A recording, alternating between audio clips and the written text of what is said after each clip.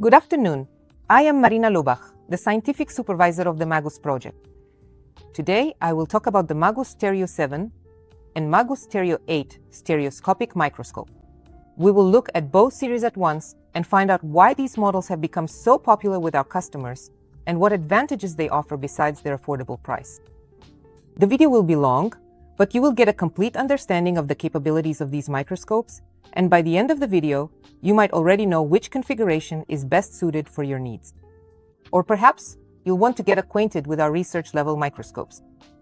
To start, let me briefly remind you what the stereomicroscope is and how flat-field microscopes differ from stereomicroscope.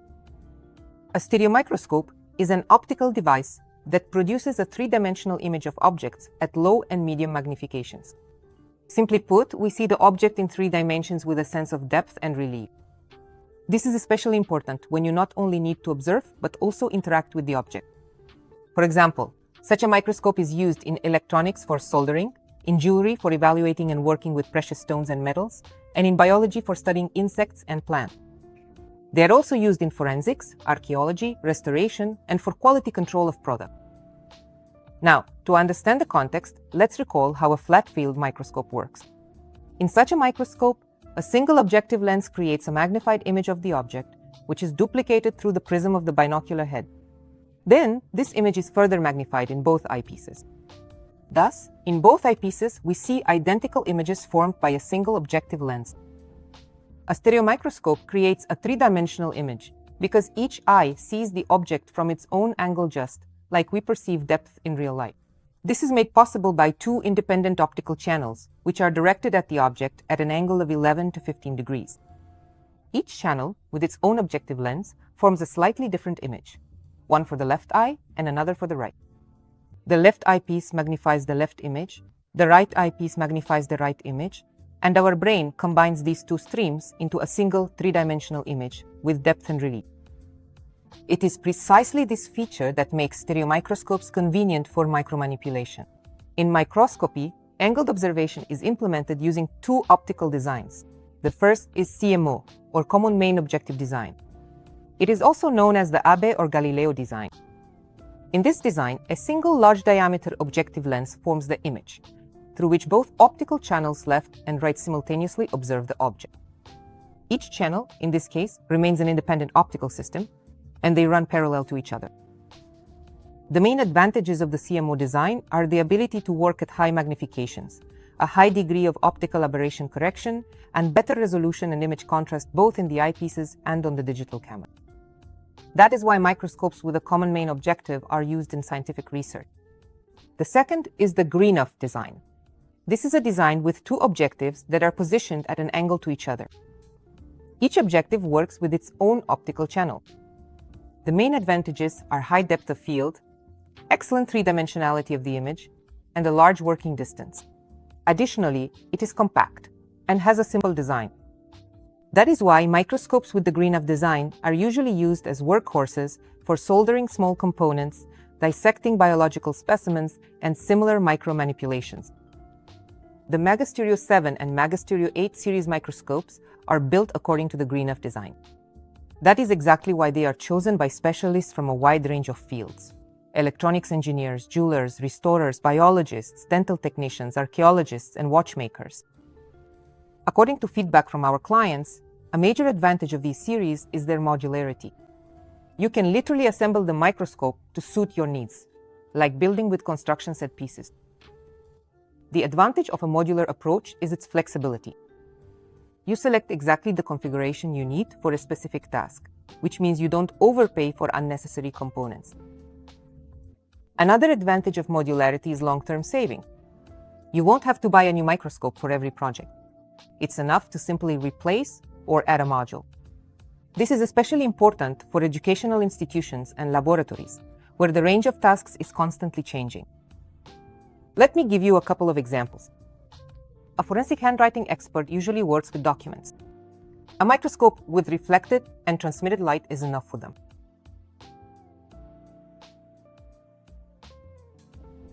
But then, an examination requires analyzing a folder with bound archives that cannot be unbound. The folder simply doesn't fit into the working space of a regular microscope hits the stand. and doesn't fit in height. The solution? Instead of buying a second microscope, a universal stand is purchased. It adapts the same microscope for non-standard objects. Convenient and cost-effective. Here's another case. A jeweler notices that when observing metal parts, glare appears, which causes discomfort and reduces contrast. The solution is a ring light with a polarizer. Attach it to the objective lens, and the problem is solved. A restorer would benefit from a microscope on a stand with an adjustable optical axis angle. This is convenient for working with surfaces that cannot be positioned horizontally. Forensic experts need to document the results of their examinations, so we recommend trinocular models with a digital camera for them. For jewelers assessing the condition of stones, a model with a dark field condenser is suitable. MAGUS offers 20 ready-made models for different fields. You can choose a pre-assembled configuration or customize the microscope to your needs by adding only what you require. Now, let's take a closer look at the construction of the microscope. We'll examine how the Series 7 and Series 8 differ, as well as the differences between models within each series. The optical head is the main part of any stereo microscope.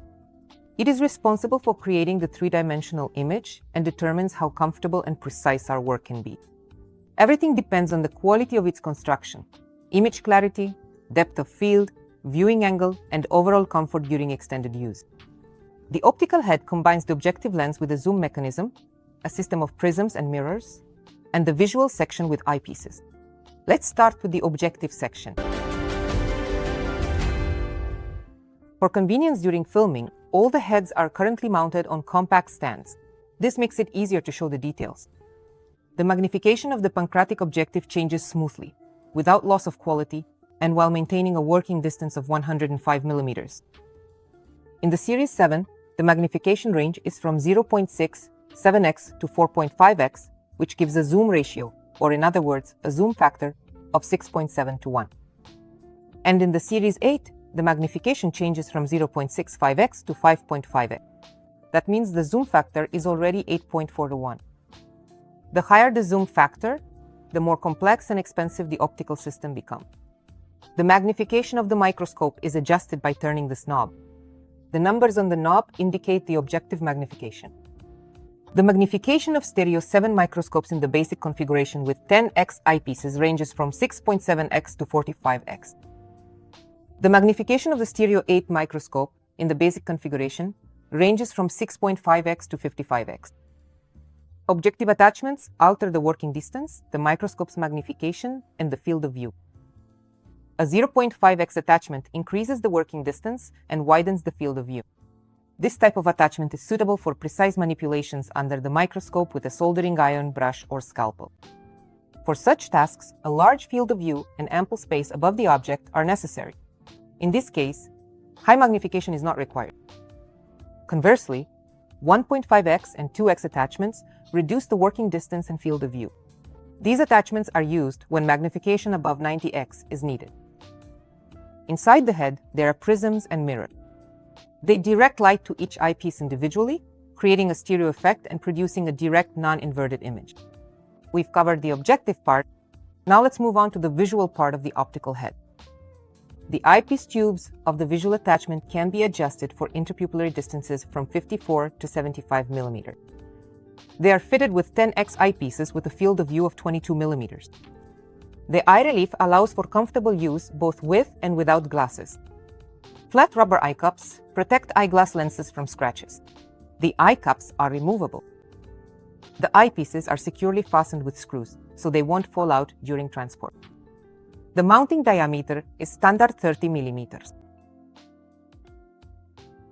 Both eyepieces have a diopter adjustment ring, allowing the image to be tailored to the user's vision. When the eyepieces are changed, the microscope's magnification and field of view are altered, but the working distance remains the same. The standard kit includes only the basic 10x eyepieces, but you can additionally order a 10x eyepiece with a scale, as well as eyepieces with 15x, 20x, 25x, and even 30x magnification.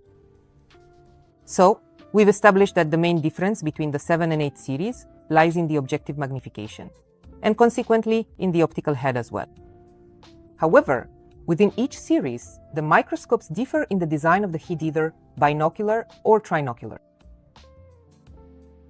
Trinocular models allow you to install a digital camera into a separate vertical tube, the imaging channel. Important: a C-mount adapter is not included in the kit. Depending on the camera sensor and your needs, choose either a 0.5x or 1x adapter.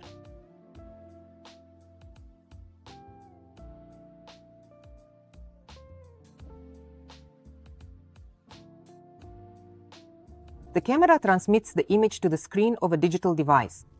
The division of the light path is fixed. 50% of the light goes to the eyepieces and 50% to the imaging channel.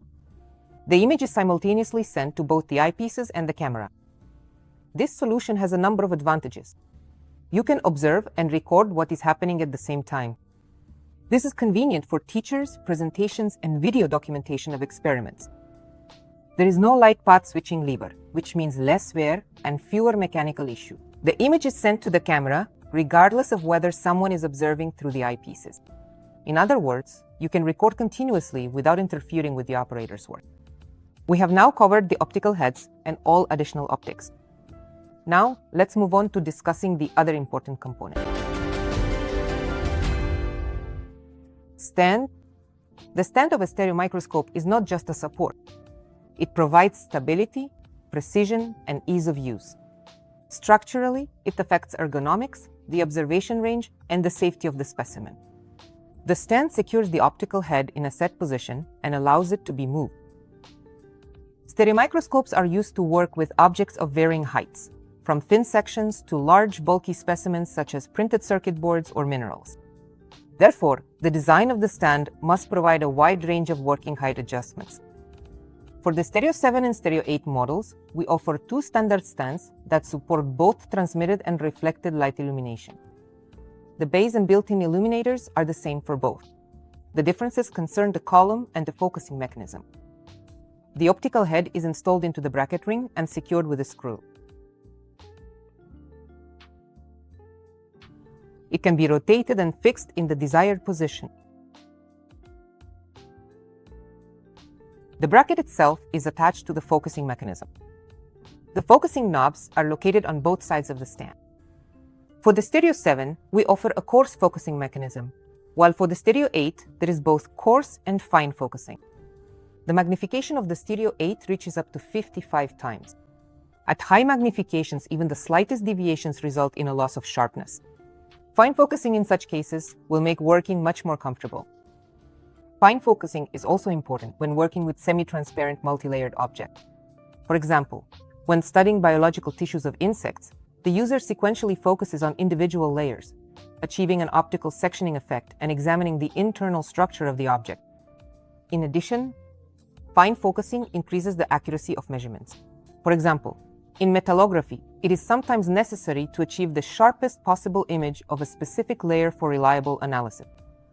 Fine focusing also increases comfort when working with a digital camera. Even minor focus deviations become critical for the camera. Fine adjustment will help you precisely align the focal plane. The base of the microscope houses the power supply and the transmitted light source LED. The base itself also serves as the stage. The specimen is placed on a plate that is set into a slot in the base.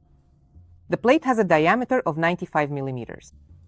The set includes two interchangeable plates. The black and white plate is used for contrast. Dark objects are examined against a white background, and light ones against a black background. The white matte plate diffuses light evenly, providing soft illumination when working with semi-transparent specimen. If necessary, the specimen can be secured with two clips. For examining opaque objects, a reflected light illuminator is used. The standard kit includes an oblique illumination illuminator. Additional illuminators are available, which can be connected to the AC mains independently of the microscope. We will look at them a bit later. Now, I'll show you three accessories that expand the functionality of the microscope. Dark field condenser. The condenser is installed on the base of the microscope above the transmitted light source, replacing the standard plate. Additionally, it is possible to install the MAGUS jig 1 jeweler's tweezers. The dark field method is used to observe translucent and low-contrast objects that are not visible in bright field. The condenser creates a holoconical illumination. Light enters at a sharp angle and does not directly reach the microscope objective. The image is formed by the light scattered by the object. As a result, an image with high contrast is produced. The specimen appears bright against a black background. This makes it possible to detect the smallest defects, cracks, inclusions, dust particles, or lint. The dark field method is used in various fields, in gemology, for evaluating precious, semi-precious, and imitation stones. The method reveals hidden defects and inclusions. In biology, it is used to study semi-transparent organisms, algae, protozoa, and fine cellular structures. In optics and instrument engineering, for inspecting the cleanliness of lens and prism surfaces. In materials science and mineralogy, for detecting cracks, inhomogeneities, and internal inclusions in transparent materials, and in forensics and restoration, for revealing traces of tampering, scratches, and other barely visible defects on object surfaces. The use of a dark field condenser significantly expands the microscope's capabilities for studying semi-transparent objects. Simple polarization device. The device is designed for observations in polarized light. This method reveals the optical anisotropic properties of materials that are not visible under normal illumination. The device consists of two components, a polarizer and an analyzer. The polarizer is installed at the base of the microscope above the transmitted light source. It only allows waves oscillating in a specified plane to pass through. The analyzer is placed after the specimen. It is screwed onto the cover of the objective part. The analyzer detects how the direction of light polarization has changed after passing through the sample. By changing the relative orientation of the polarizer and analyzer, you can control the intensity of the light.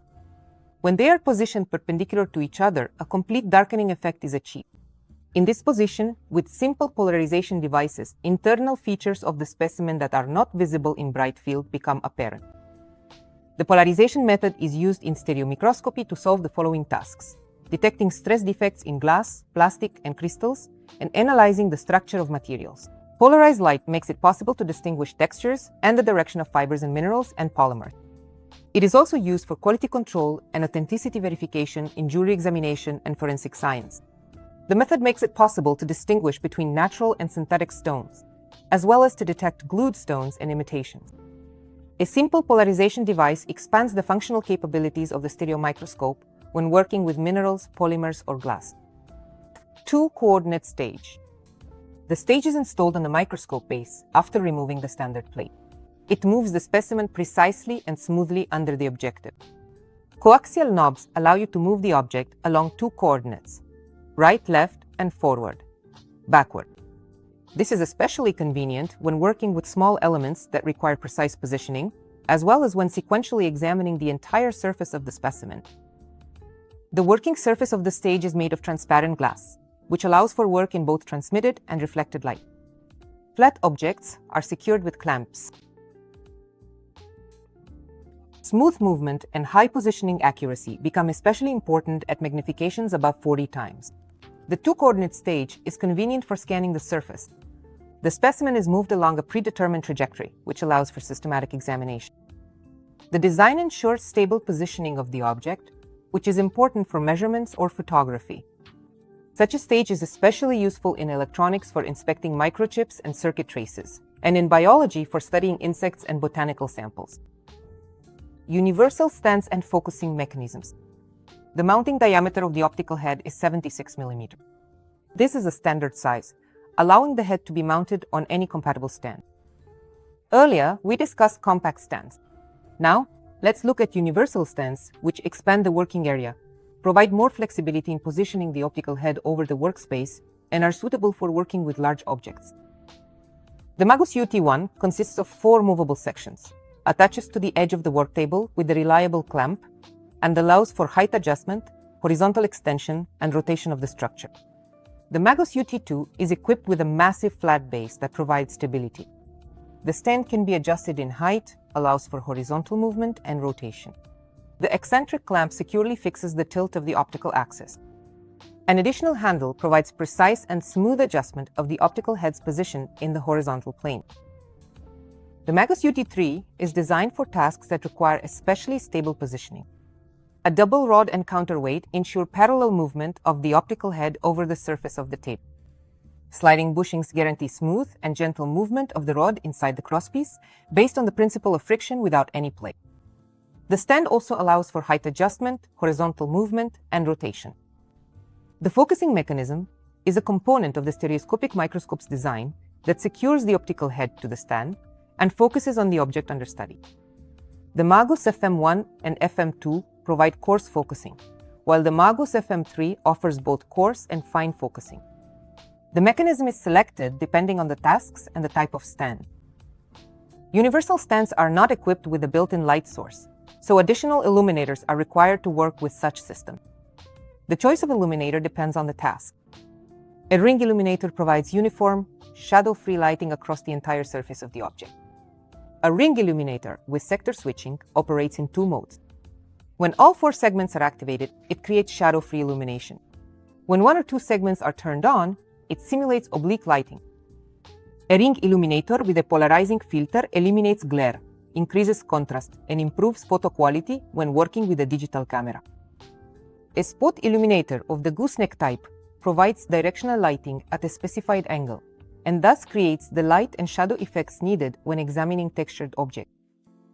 Let's summarize.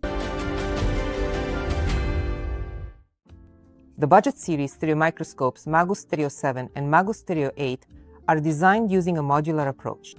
This design allows the device to be adapted for a wide range of tasks from biological research to soldering and restoration.